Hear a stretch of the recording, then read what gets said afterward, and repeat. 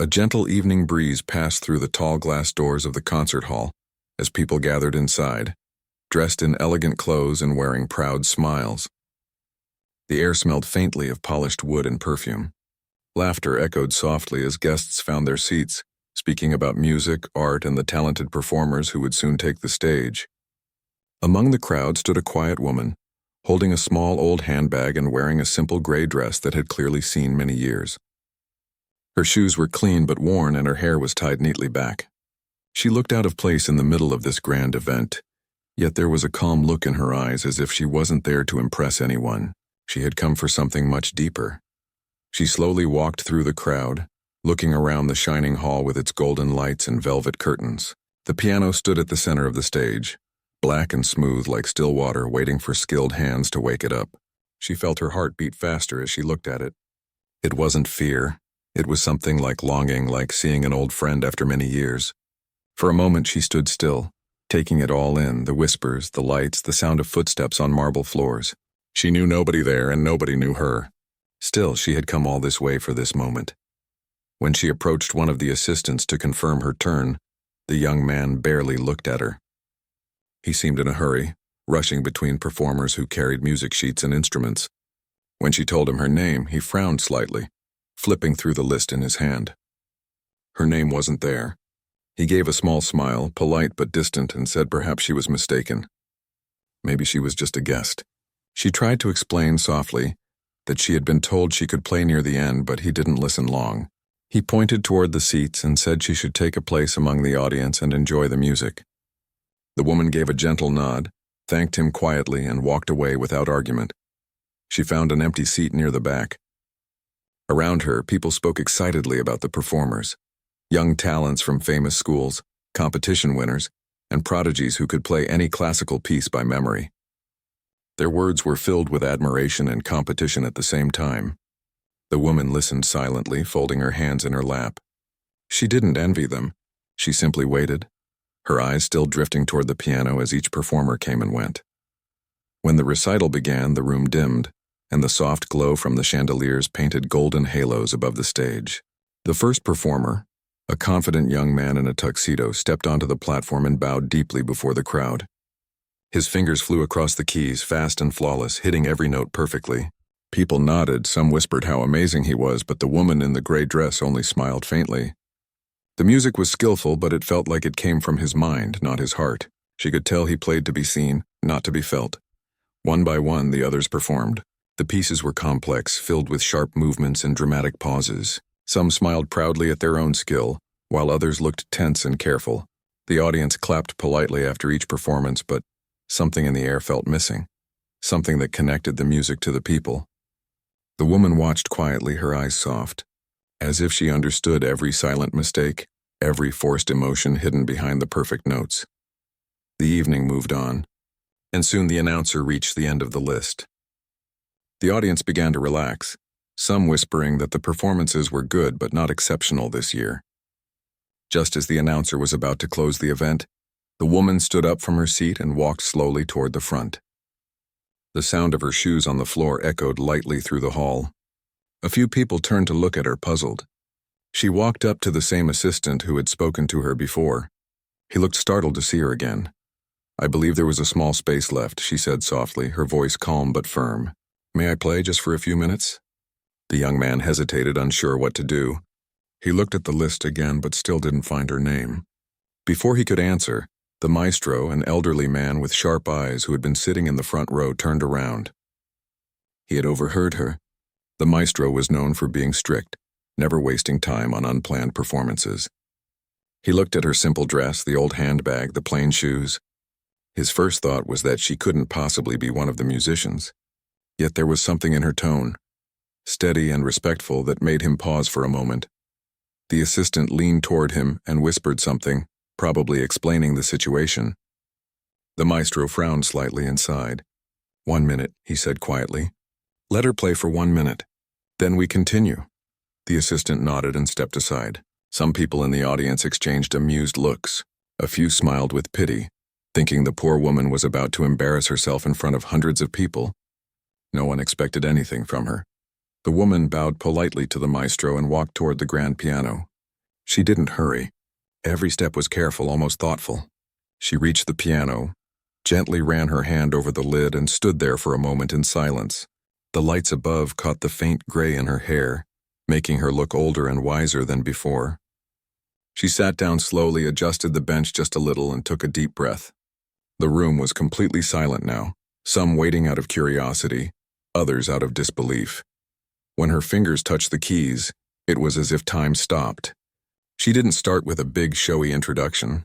Instead, a single note rang out, soft and trembling, followed by another and another, until a quiet melody began to form.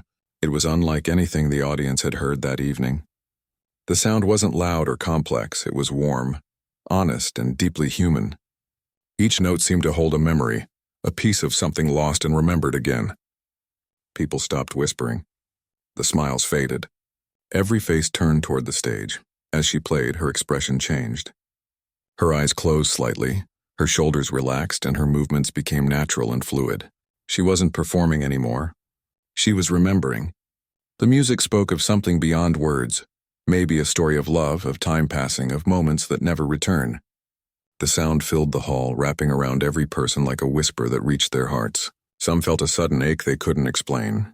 Others felt warmth, as if the melody reminded them of someone they had once loved or something they had forgotten about themselves. At the front, the maestro's face shifted from boredom to surprise. His eyes followed her hands as they moved across the piano.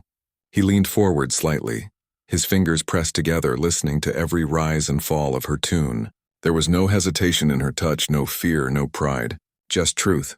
He realized this was not a beginner, not someone guessing at music. This was a soul who had lived with music deeply, silently, privately.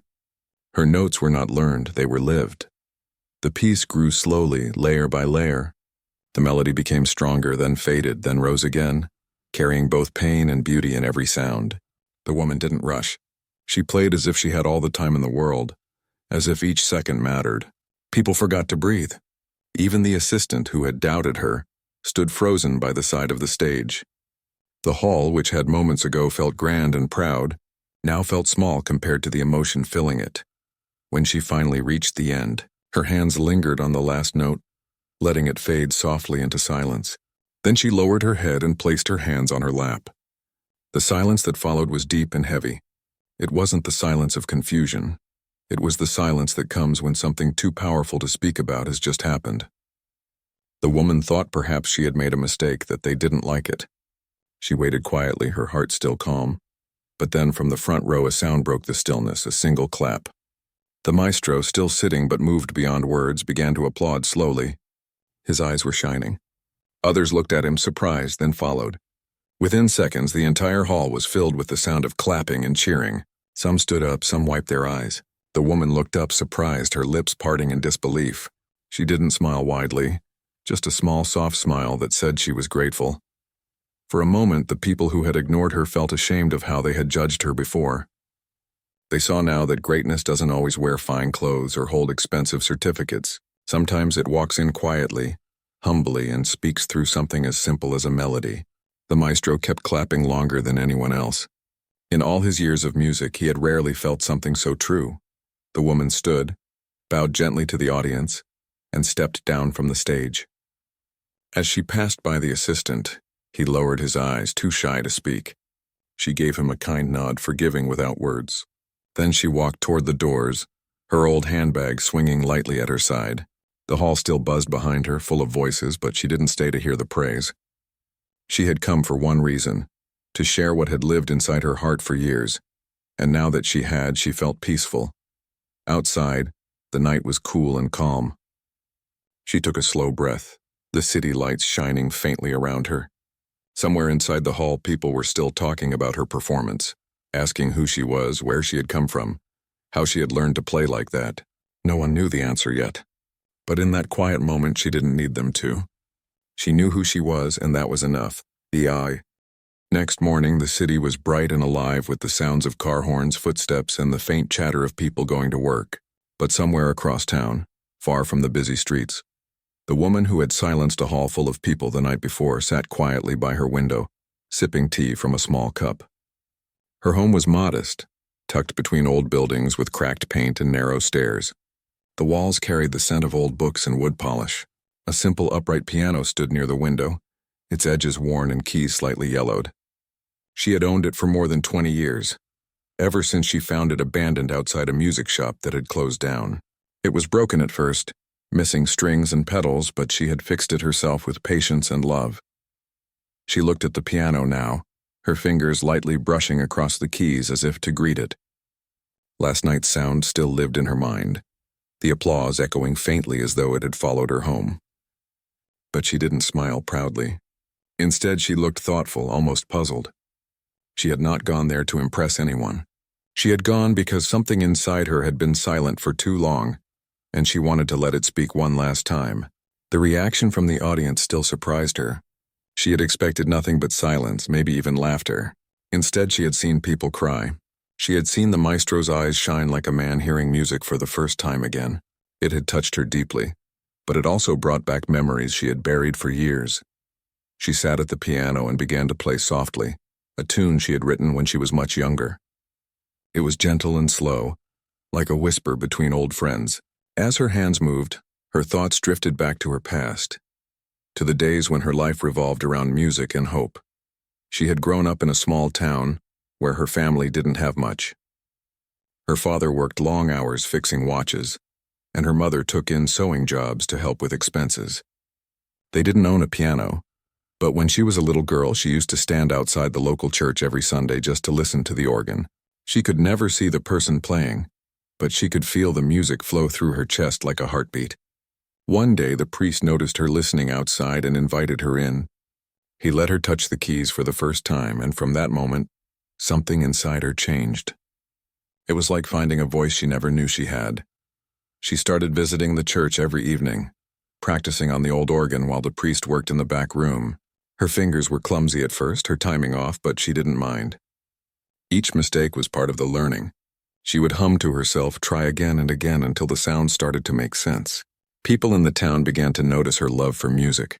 Some found it strange that a girl from a poor family would spend so much time at an instrument, but others saw the light in her eyes and encouraged her.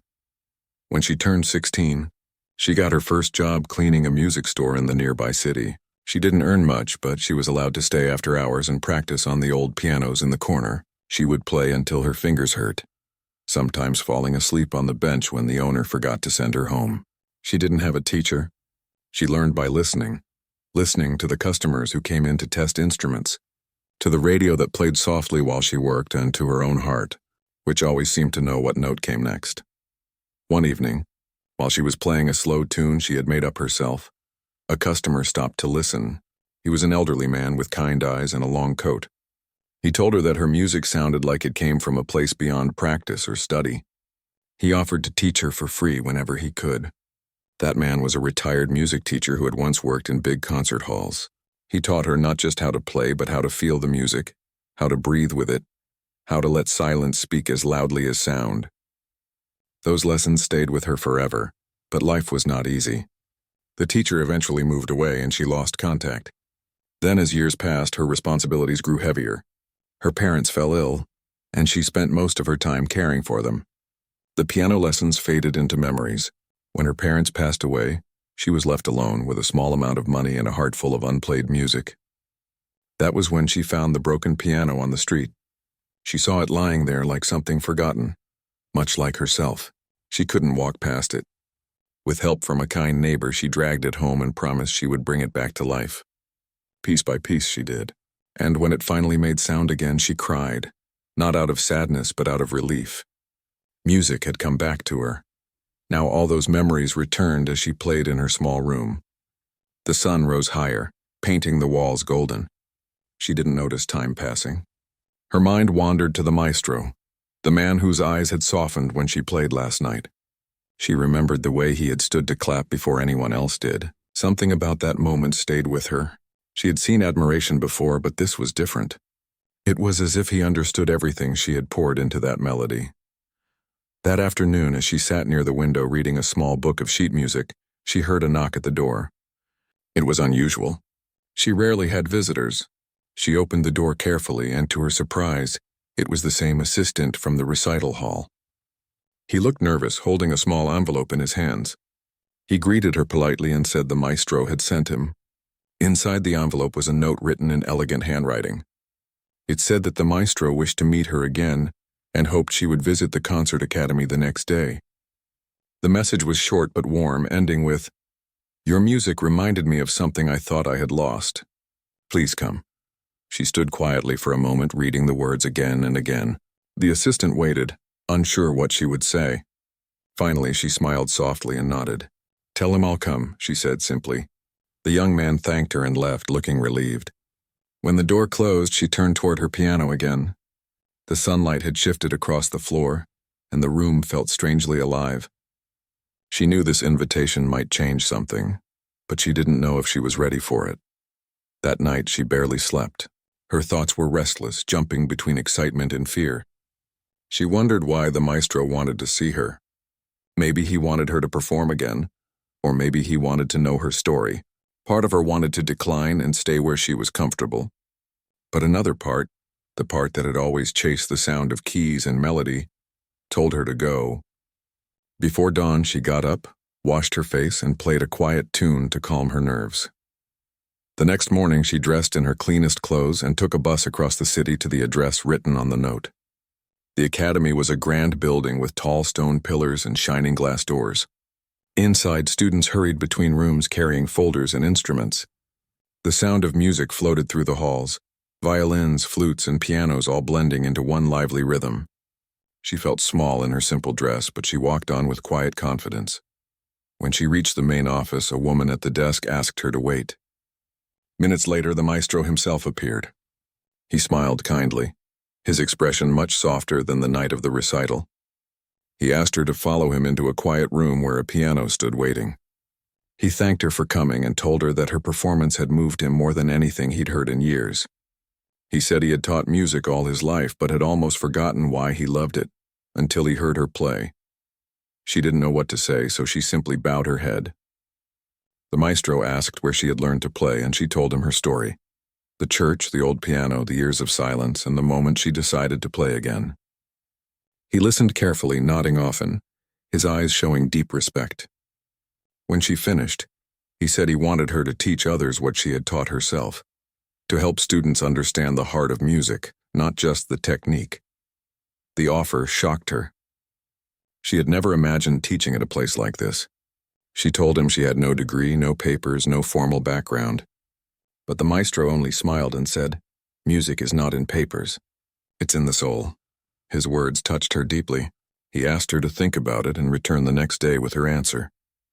As she left the academy, the world seemed brighter. She walked slowly through the city, her mind full of thoughts. She passed by a small cafe and saw a young boy inside practicing on a small keyboard. He stumbled over a few notes, frowned, then tried again. She smiled, remembering herself at that age, determined, clumsy, but full of hope. When she finally returned home, she sat at her piano again. The room was quiet except for the soft ticking of a wall clock. She placed her hands on the keys but didn't play right away. She closed her eyes, breathing deeply. The music that came out next was calm and tender. It was a melody of gratitude. Gratitude for the past, for the struggles, and for the unexpected kindness that had found her. The tune drifted out through the open window, carried away by the evening wind. People walking below slowed down to listen, not knowing who was playing but feeling the warmth in every sound. For the first time in many years, she felt something new rising in her, a sense of beginning. The applause from the night before had faded, but the feeling behind it had stayed. It wasn't just appreciation, it was a call, a gentle push from life itself, telling her that her time to share her gift had not yet ended. She smiled quietly, her hands resting on the last note as if sealing a promise with the piano that had always been her truest companion. The morning sun rose gently through the window, painting the room with a warm golden light. She sat quietly beside her piano, holding a small cup of tea, her eyes lost in thought. The invitation from the maestro still lay on the table, neatly folded, though she had already read it many times. She had barely slept that night, her mind filled with questions she couldn't silence. It had been so many years since anyone had asked her to share her music. And even though the idea frightened her a little, it also filled her heart with a strange excitement she hadn't felt in a long time. She looked around her small apartment, the shelves filled with old music sheets, the fading photographs of her parents, the tiny plant by the window that had grown from a cutting she'd kept for years. Everything around her was simple, but every piece carried a memory. She had lived most of her life quietly, without much recognition, but the joy of music had never left her. Even when life had become heavy, the sound of the piano was her comfort. And now, after all those silent years, someone had noticed that sound again. By mid-morning, she decided to go back to the academy. She dressed neatly in a clean white blouse and a dark skirt. She tied her hair back with a ribbon and carried a small cloth bag with a few sheets of her own handwritten notes. As she left her home, she locked the door carefully, feeling as if she was leaving behind not just a room but an entire part of her life that had stayed hidden for too long. The academy looked even grander in the daylight. Its tall windows reflected the sunlight, and the sound of young musicians practicing filled the courtyard. She could hear violins from one room, a flute from another, and somewhere deep inside, a piano being played in scales. She paused at the entrance for a moment, breathing in the sound. It felt alive, full of energy and youth. It reminded her of what she had once dreamed of, to spend her life surrounded by music, not fame or applause, but the simple act of creating and sharing it. When she entered, the receptionist recognized her and led her to the same room as before. The maestro was already there, standing beside the grand piano with a calm expression. He greeted her warmly and asked her to sit. He looked at her as one artist would look at another, with quiet respect. "I'm glad you came," he said gently. "I wasn't sure you would." She smiled softly and said, "I wasn't sure either, but the music wouldn't let me stay away." The maestro nodded with understanding. He told her that after her performance, many people had asked about her. Some thought she was a retired professional pianist. Others believed she had been trained overseas. But when he learned that she had taught herself, he was deeply moved. He said her playing reminded him of why music existed, to express what words could not. Then he spoke about his wish to have her teach at the academy, not to train students in techniques or exams, but to teach them the feeling behind the notes. She listened quietly, unsure how to respond. She felt honored but also afraid. She told him honestly that she didn't know if she could teach others. She had never explained music in words. She had only ever felt it. The maestro smiled again and said, "That is exactly why you can. The world has enough people teaching rules. What it needs are people who remind us why we play." He asked her to try teaching one class, just one. If she felt comfortable, she could continue. If not, she could walk away at any time. After a long pause, she agreed. Something in his tone made her trust him. She promised to come the next day. When she returned home that evening, she sat by her piano once more, her fingers tracing the familiar keys. She played slowly, thinking about what she might say to those young students. She didn't have a plan or a lesson prepared. She only knew that she wanted them to feel the same freedom she felt when she played. That music was not a test, not a performance, but a language of the soul. As the night grew quiet, she continued playing until the candles burned low and the streets outside were empty. The next morning, she arrived early at the academy. The halls were buzzing with students, some carrying heavy bags, others chatting excitedly.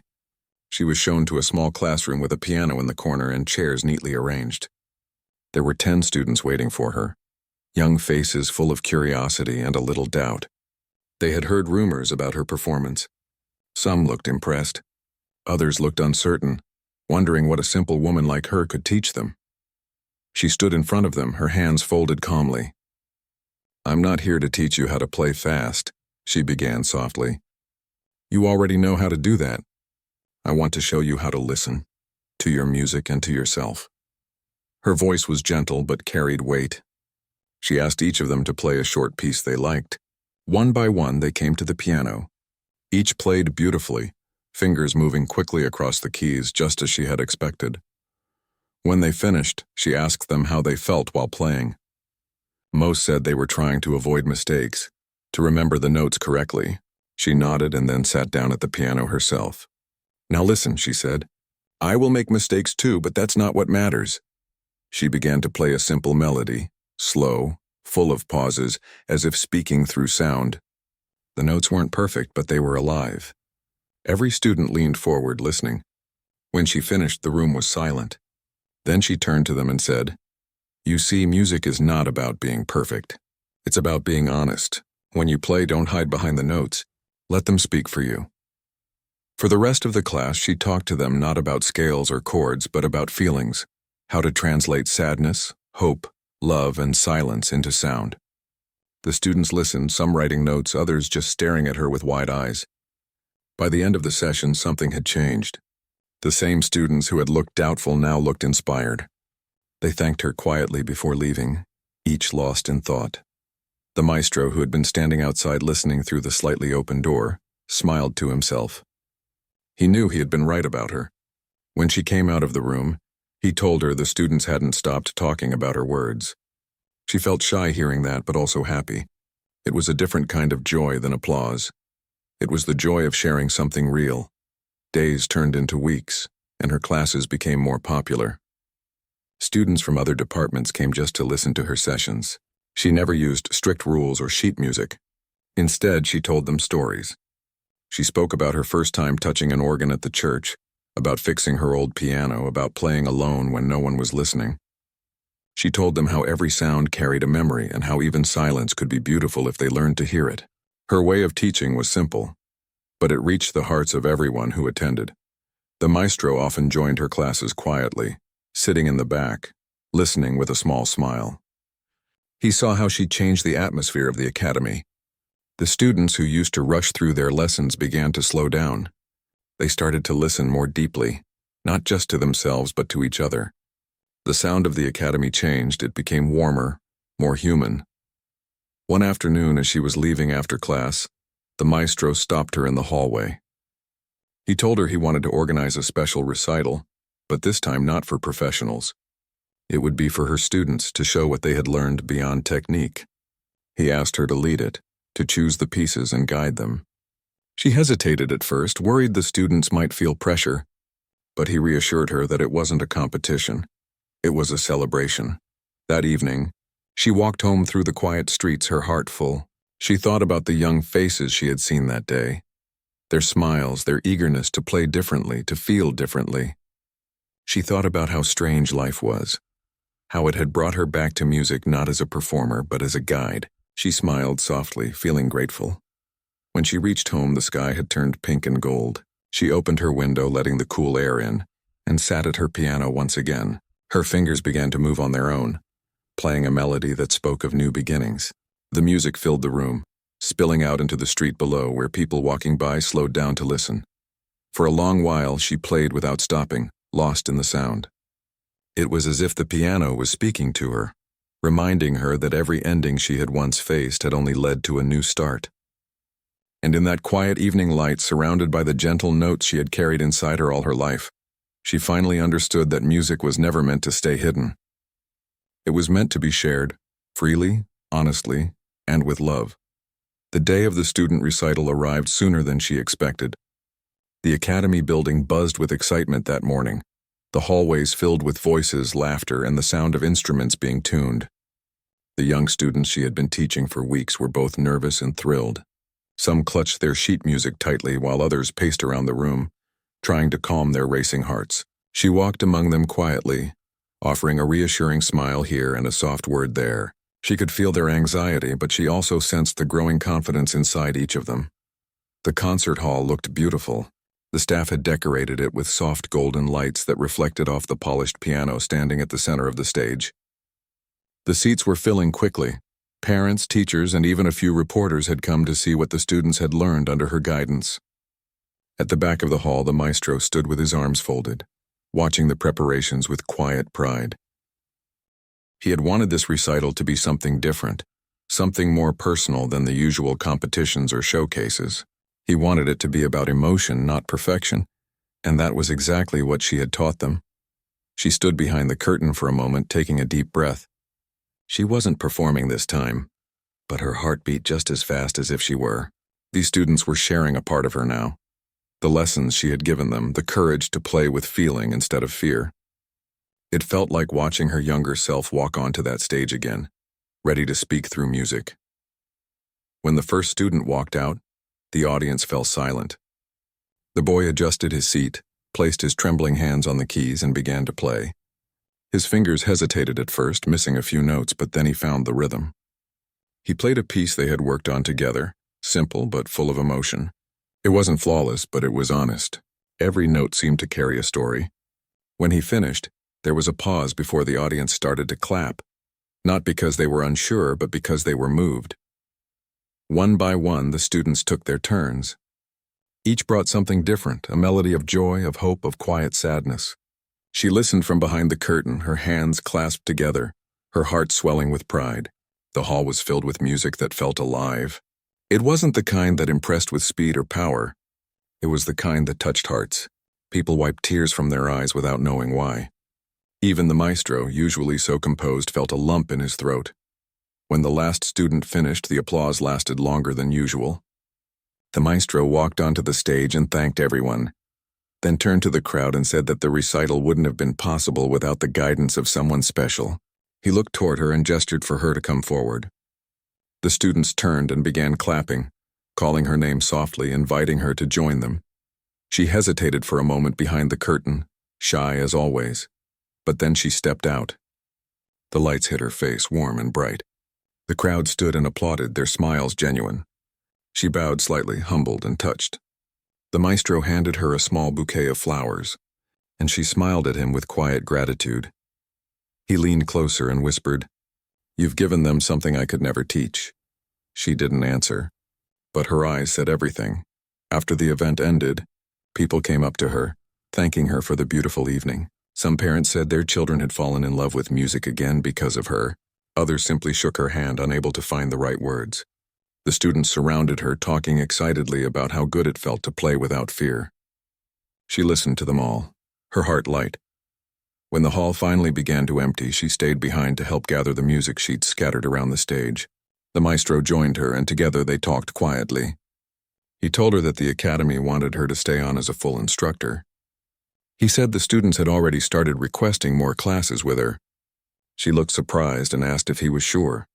He nodded firmly. "You belong here," he said simply. That night, as she walked home, the streets were quiet. The sound of the recital still echoed in her mind. The applause, the laughter, the emotion in the music. For the first time in a long time, she felt like she was exactly where she was meant to be. The city lights shimmered in the distance, and the air was cool.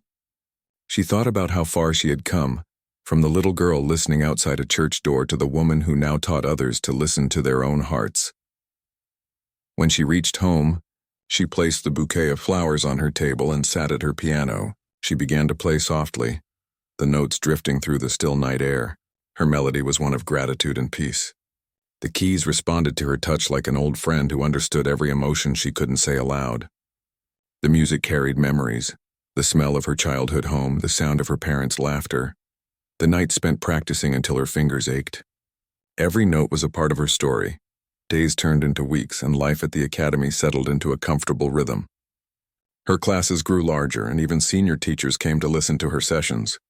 She never spoke loudly or tried to impress anyone.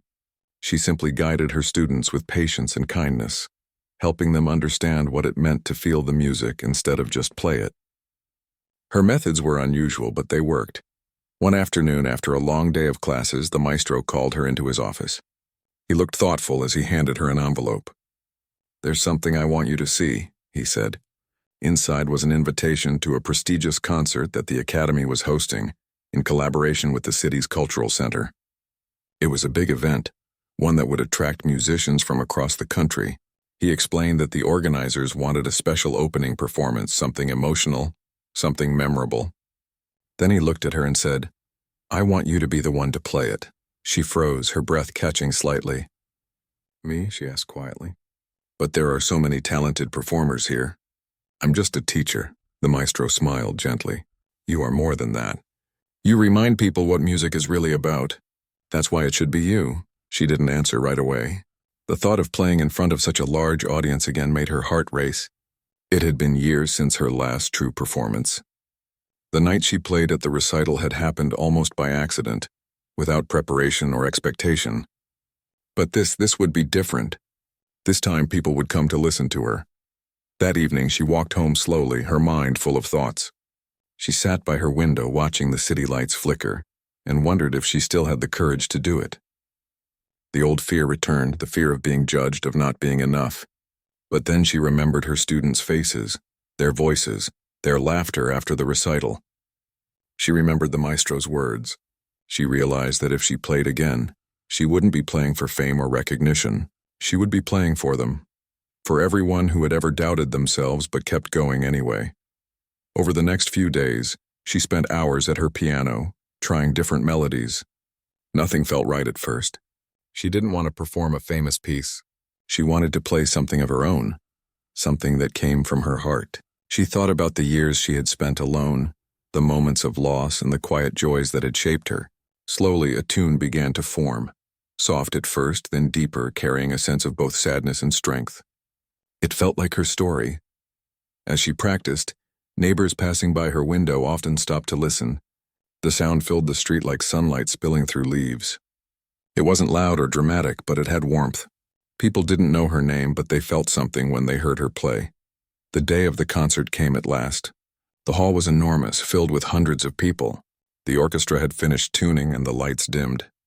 The maestro stood near the stage, giving her a nod of encouragement.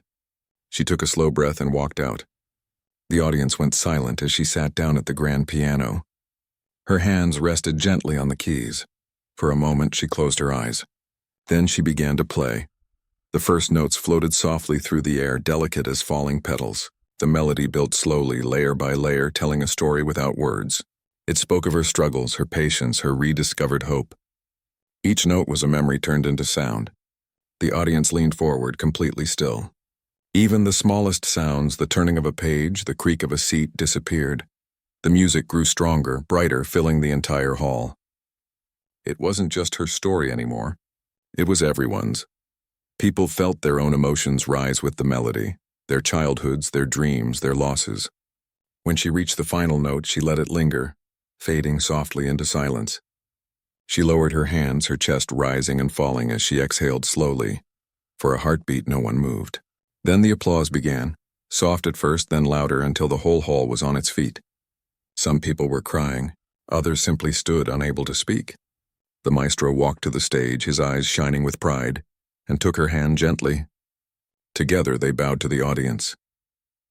As she stood there, surrounded by the sound of clapping and cheers, she felt something she hadn't felt in years. Not pride, not fame, but peace.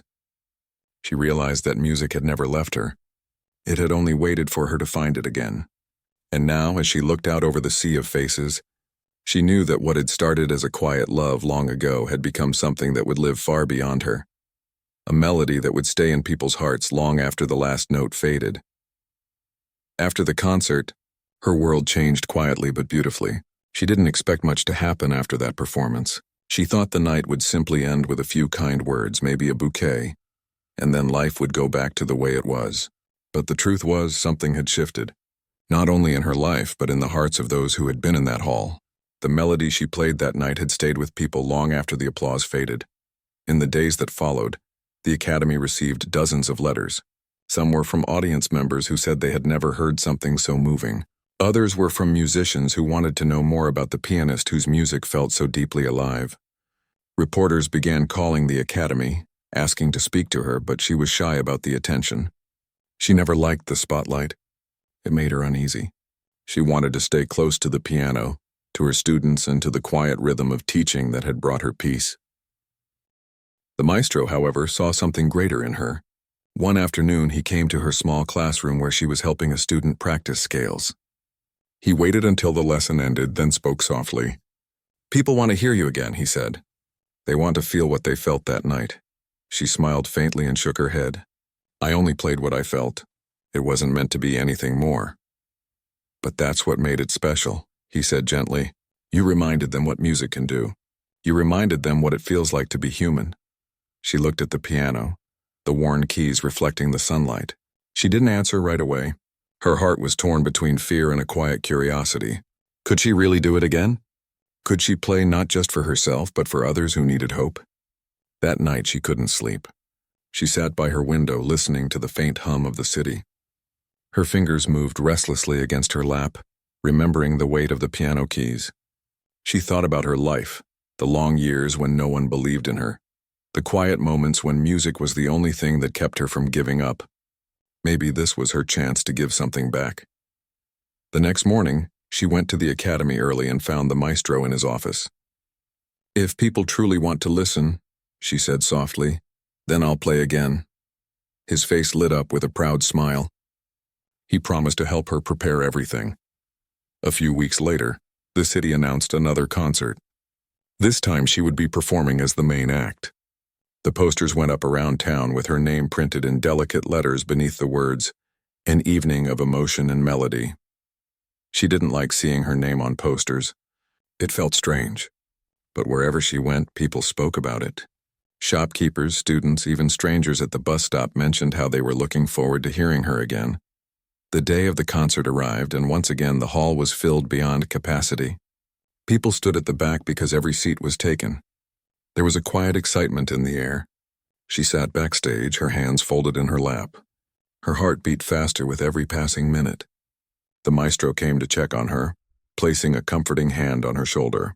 "Don't think of them as an audience," he said softly. "Think of them as friends who want to hear your story." When her name was announced, the lights dimmed and she stepped out. The room fell completely silent. She walked to the piano, bowed politely, and sat down. For a moment she didn't move. She took a deep breath and closed her eyes. Then she began to play. The first notes drifted gently through the air, soft and tender. She played a piece she had written herself, a new one, born from the quiet nights and early mornings of reflection. It was a melody that spoke of gratitude, of second chances, of finding light after years of silence. The sound filled the hall like a whisper turning into a sunrise. The audience leaned forward, mesmerized. Some recognized the familiar warmth of her touch, the same emotion they had felt before, but now it was even deeper. Every rise and fall of her hands told a story. There were moments of sorrow, where the notes trembled as if remembering pain, and moments of joy that made the music soar with brightness. As she played, something magical happened. She wasn't nervous anymore. She wasn't thinking about the crowd or the lights. She was simply lost in the music, like she had been as a child sitting by a window playing for no one but herself. The sound carried her through memories, the smell of her mother's cooking, the feeling of rain against the window, the nights she stayed awake wondering if her dreams had any meaning. Everything came alive in that melody. When the piece ended, she lifted her hands and let the last note linger. The silence that followed felt sacred. The audience sat perfectly still as if afraid to breathe. Then slowly applause began, soft, then louder, and then thunderous. People rose to their feet, clapping and cheering. Some were crying openly. They hadn't just heard music. They had experienced something human and true. She stood and bowed deeply. Tears welled in her eyes, but she smiled through them. The maestro joined her on stage and hugged her gently, whispering, "You've done something beautiful tonight." After the concert, she met people in the lobby who wanted to thank her. Some were musicians who said they had forgotten why they loved music until they heard her play. Others were ordinary people who said her music reminded them of their own struggles and hopes. One elderly woman held her hand and said, "You played the sound of my memories." That night, as she walked home, she felt lighter than she ever had before. The moon shone brightly over the quiet streets. The city that once felt cold and distant now seemed alive with warmth. Every window she passed glowed softly, and she imagined someone inside listening, dreaming, or finding comfort in the music she had shared. In the weeks that followed, invitations began arriving from different cities. Music halls, festivals, and even schools wanted her to come and play. She was overwhelmed.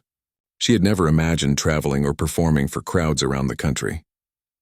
The maestro encouraged her, reminding her that her gift wasn't just for her, it was meant to reach others. So she agreed. Her journey began quietly. In small towns, she played in old theaters and community centers. People came not for glamour but for connection. They sat close, sometimes on wooden chairs, sometimes on steps, just to hear her play. She always started each concert by telling a short story about where the song came from, a moment in life, a feeling, a lesson. Then she played, and the music did the rest. Everywhere she went, people reacted the same way. Some closed their eyes and let the music carry them away. Some cried softly, some smiled. She realized that people didn't need grand words or perfect technique.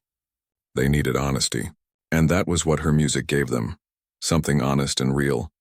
Her name began to spread quietly, not through fame but through word of mouth. People spoke about her like they spoke of an old friend. "You have to hear her play," they would say. "She reminds you what life feels like." Despite the growing attention, she never changed. She still lived simply. She still cooked her own meals, walked to the academy when she wasn't traveling, and took time to teach children who couldn't afford lessons. She believed music shouldn't belong only to those who could pay for it. Sometimes she would go to small villages and play for free in schools or public squares. The children would gather around, wide-eyed, watching her hands move across the keys like magic. One day, after a performance in a seaside town, she sat on a bench overlooking the water. The waves crashed gently against the shore. The sun was setting, painting the sky with shades of gold and pink. The maestro had joined her for this part of the tour, and he sat beside her quietly. For a while, neither spoke. Then he said softly, "You know, you've become something of a legend now." She smiled faintly. "Legends don't wash their own dishes," she said jokingly. He laughed, shaking his head. "You've changed people's lives," he told her. She turned her gaze back to the ocean. "Maybe," she said after a moment. "But I think they changed mine first." She thought of the first time she had been ignored at that recital years ago, sitting quietly in the corner, unsure of herself. If someone had told her then that she would one day fill concert halls and touch hearts across the country, she would never have believed it. But now, sitting under the vast sky, she realized that life had a way of surprising you when you least expected it. The sound of waves mixed with the echo of music in her mind. She knew that fame would fade someday, but what truly mattered was the feeling she gave people. The quiet understanding that no matter how lost someone felt, there was always beauty waiting to be found. As the evening grew darker, she stood up, brushing the sand from her dress. The maestro watched her as she walked back toward the small inn where they were staying. She looked calm, peaceful, and sure of herself. The sound of her footsteps on the path blended softly with the distant hum of the piano music still playing in his mind. That night, she sat by the window of her room, her piano beside her, and began to compose something new. The melody was gentle, full of hope and stillness. It felt like the sound of the sea and the whisper of a heart finally at rest. And as she played, she smiled quietly to herself, knowing that this was not the end of her story. It was simply another song in the long, beautiful melody of her life. Years passed, and her music continued to travel far beyond her imagination. What began as a single performance in a small city had turned into something much larger, something that touched hearts across countries. She was still the same humble woman who once stood in the shadows, unnoticed and quiet, but her melodies had become the voice for people who could not express their emotions with words. Wherever she went, her name was spoken with warmth, not fame but love, the kind that came from people who had been moved deeply by her music. She still lived simply. She never cared for luxury or fame. Her home remained small, with her old piano still standing near the window. Every morning she opened the window to let in the light and the sounds of the city waking up. The chatter, the footsteps, the laughter. Then she would sit down at the piano, close her eyes, and play. The neighbors said they could tell when she was home because the air outside always seemed softer, calmer when her music floated through it. Her concerts became special moments for people. They weren't just shows. They were experiences. People didn't come to see a famous pianist. They came to feel something real. Her music wasn't about showing skill or perfection. It was about life itself, its sadness, beauty, fear, and hope. She once said to a young student, "A piano doesn't care about how perfect you are. It only listens to how honest you are." That simple sentence became something people remembered for years.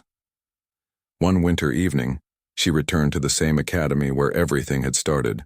The building had changed a little over the years. New paint, new students, and new teachers. But the warmth was still the same.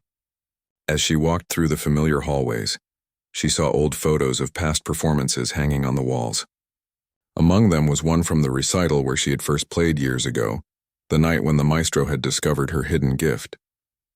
She stopped for a long moment looking at that photo. It showed her sitting at the piano, her head slightly bowed, the spotlight touching her face. She smiled quietly to herself, remembering how scared she had been that day and how everything changed after that moment. The maestro, now older and slower in his steps, greeted her with the same kind eyes.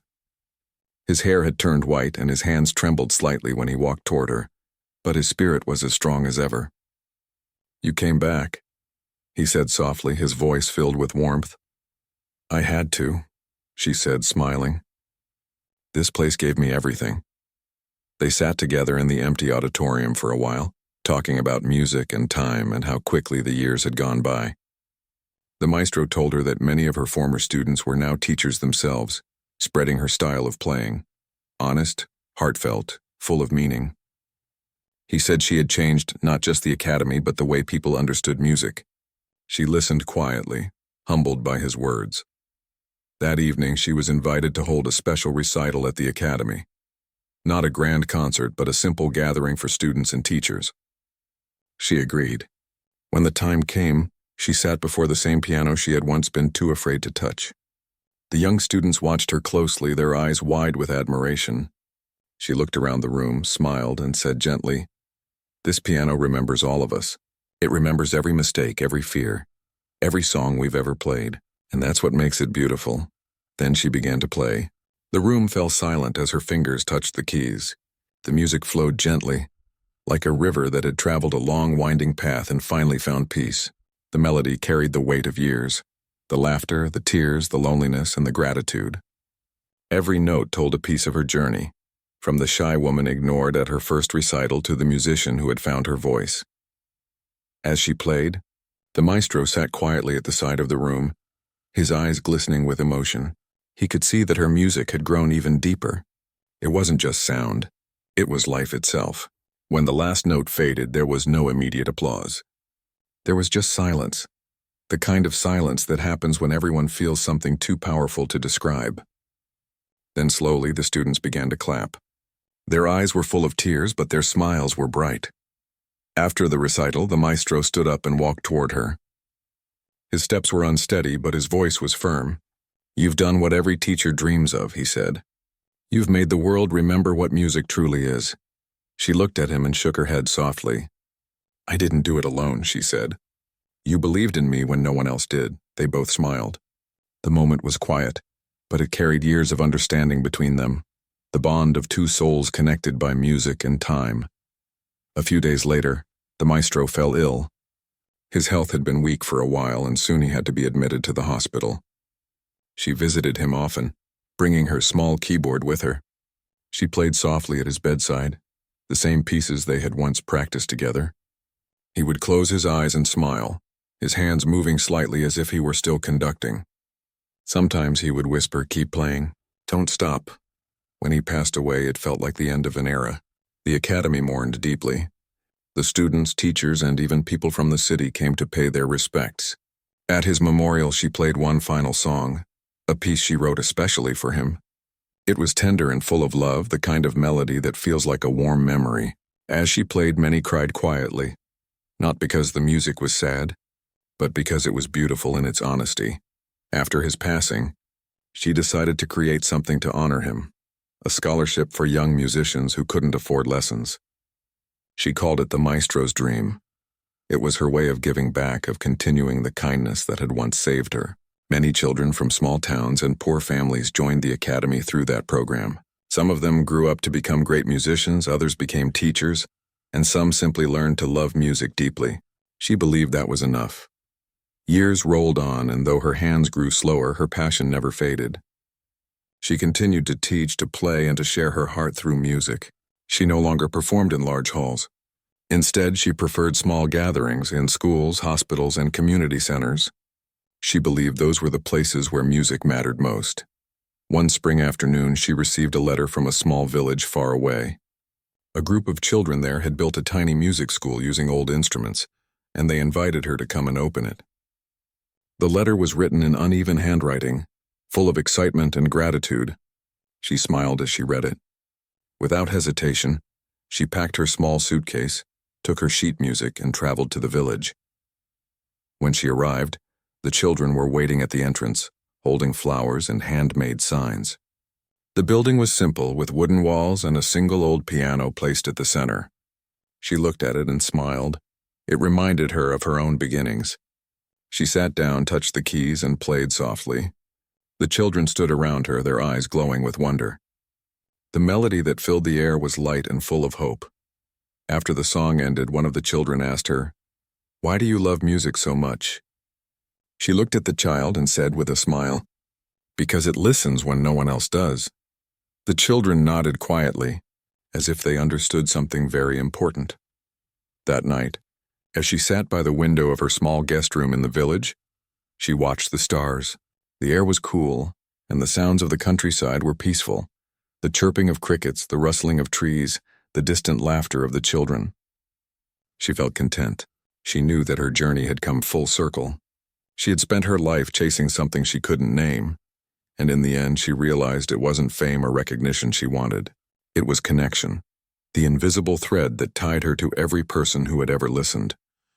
As she grew older, she spent more time at home surrounded by memories, her piano, the photos from her travels, the letters from people she had met. Every evening she would sit down and play a soft tune before going to bed. Neighbors often said they waited for that moment each night, the sound of her piano drifting through the quiet streets.